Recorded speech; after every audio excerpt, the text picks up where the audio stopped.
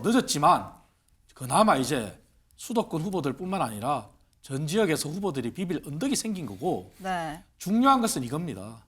결의문을 낭독을 하고 발표를 했지만 여기에 그치면 안 되고 이제는 실천이에요. 실천해야 한다. 그렇습니다. 국민들은 지켜볼 거거든요.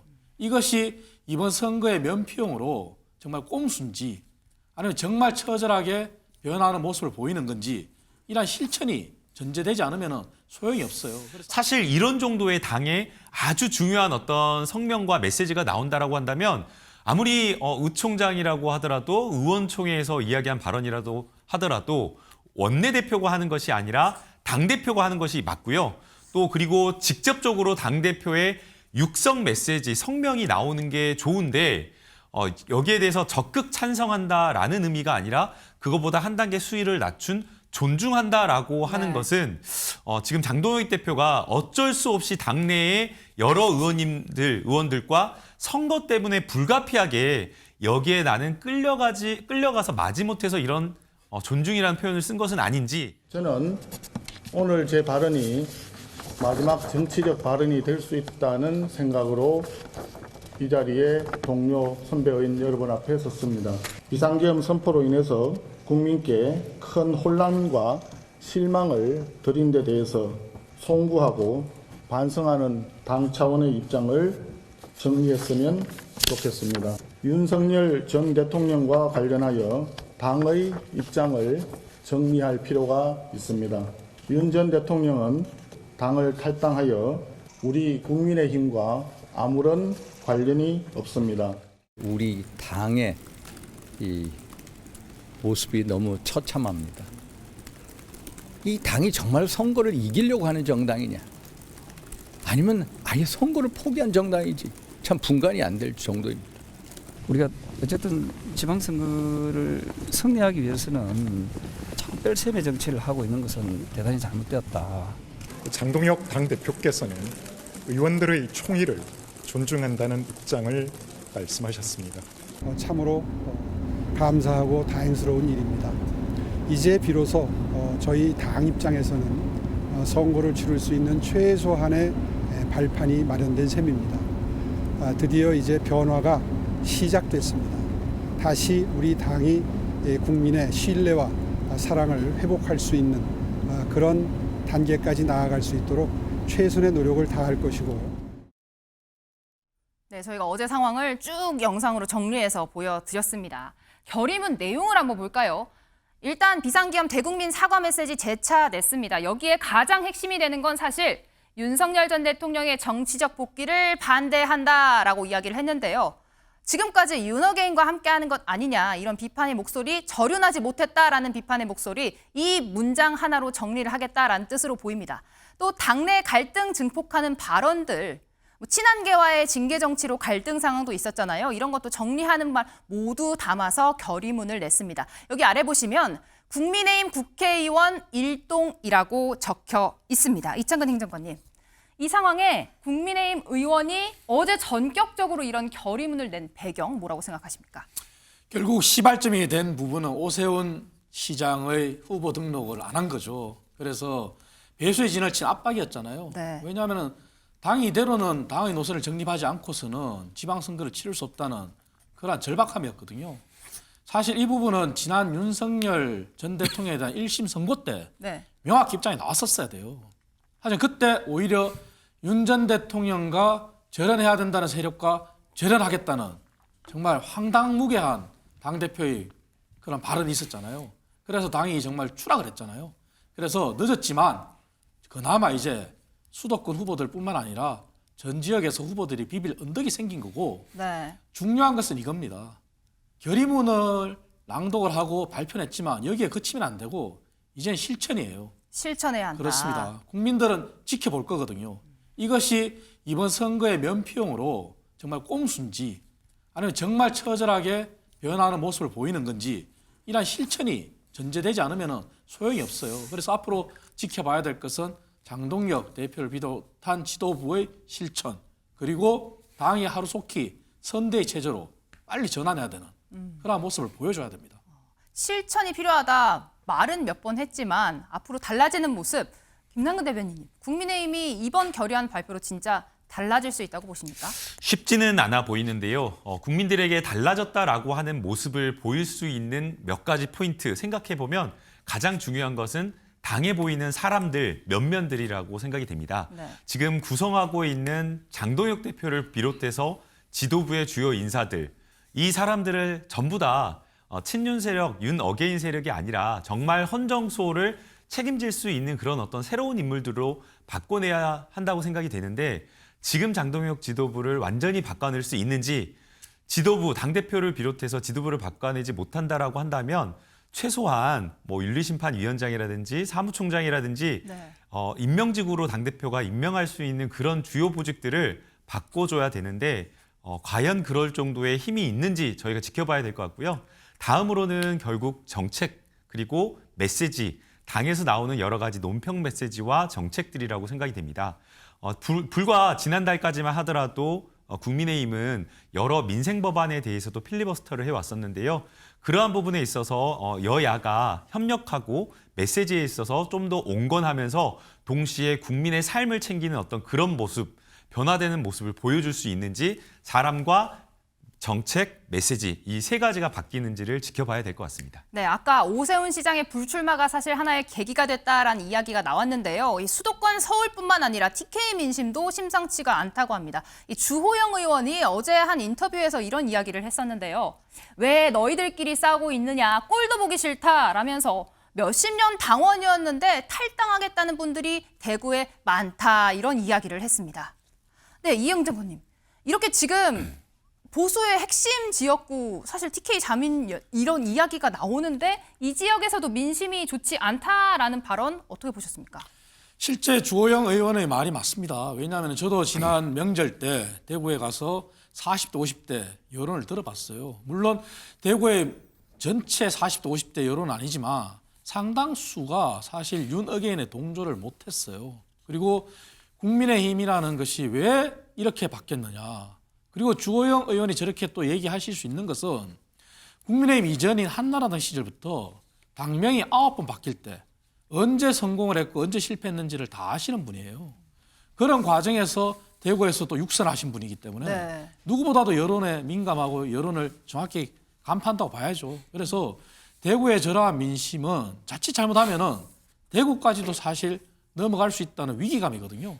그러한 발로기 때문에 이제 당이 대구라도 수성하고 그 바람이 최소한 서울이라도 이기고 더 바란다면 다른 지역에서라도 선전하기 위해서 네. 아까 말씀드린 실천 더 바뀌어야 중요합니다. 한다. 예. 이런 결단을 하긴 했지만 중앙일보를 한번 보실까요? 국민의힘 의원 107명 전원이 메시지를 냈다라고 보도가 나왔지만 장동혁도 찬성 이렇게 적혀 있습니다. 긴급 의총으로 장동혁 대표가 여기에 찬성을 했는지 명확하게 이야기를 했는지가 좀 이슈가 되고 있는데요.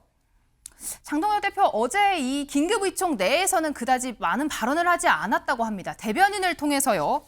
존중한다. 의원들의 뜻을 존중한다라고 이야기를 했는데 김남국 대변인님, 장동혁 대표가 전적으로 여기에 찬성을 했다.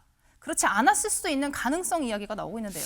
네, 지금 어제 오늘 나온 메시지를 보면요. 뭔가 뜨끈미지근한 약간 그런 느낌이에요. 뜨뜻미지근하다. 장동혁 의원도 의원이고 107명의 서명을 했기 때문에 거기에 동의한다라고는 저희가 이해를 할 수가 있는데 사실 이런 정도의 당에 아주 중요한 어떤 성명과 메시지가 나온다라고 한다면 아무리 의총장이라고 하더라도 의원총회에서 이야기한 발언이라도 하더라도 원내대표가 하는 것이 아니라 당대표가 하는 것이 맞고요.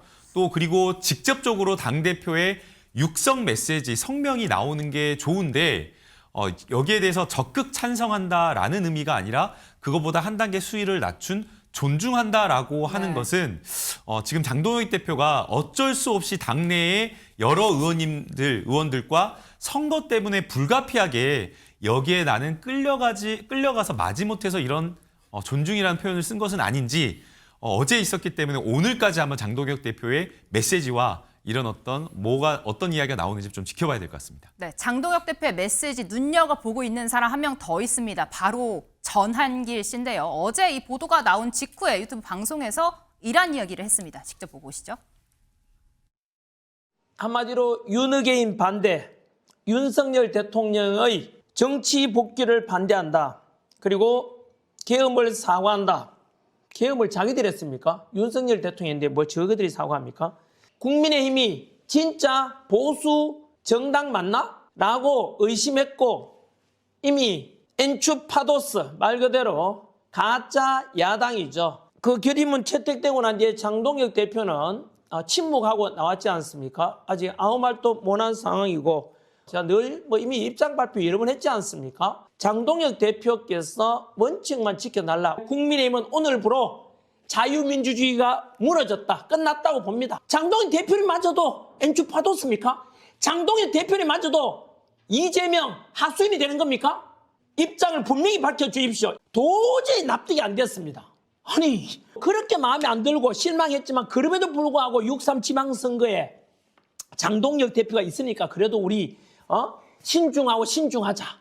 그렇게 조심조심 해가 왔는데 오늘 뭐 대놓고 106명이 야 이럴 수가 있나. 진짜 살이 버르르 떨립니다.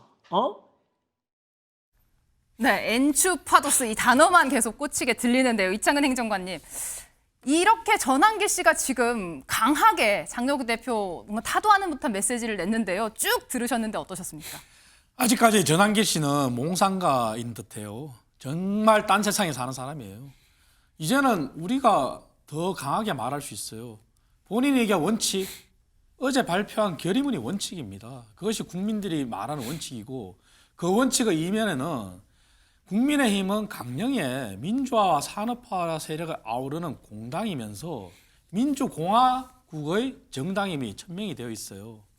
그것이 원칙이에요. 하지만 네. 전환길 씨가 말하는 원칙은 특정 정치인의 특정 노선이잖아요. 그건 자유민주주의가 아니에요. 그렇다면 본인이 얘기한 대로 창당을 하면 돼요. 이제. 창당 그렇습니다. 이야기가 나왔네요. 네. 자유한길당이 아니라 이제는 자유한길당으로 창당을 하고 거기에 따르는 사람들 정말 다 그쪽으로 간다면 네.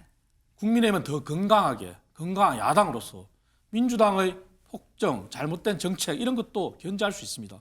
그것이 구분이 돼야지만 민주당도 더 건강하게 대한민국을 위해서 일을 할 수 있지 않겠어요? 그래서 제발 전환기 씨 말대로 창당을 해서 싹 그쪽으로 다 갔으면 좋겠습니다.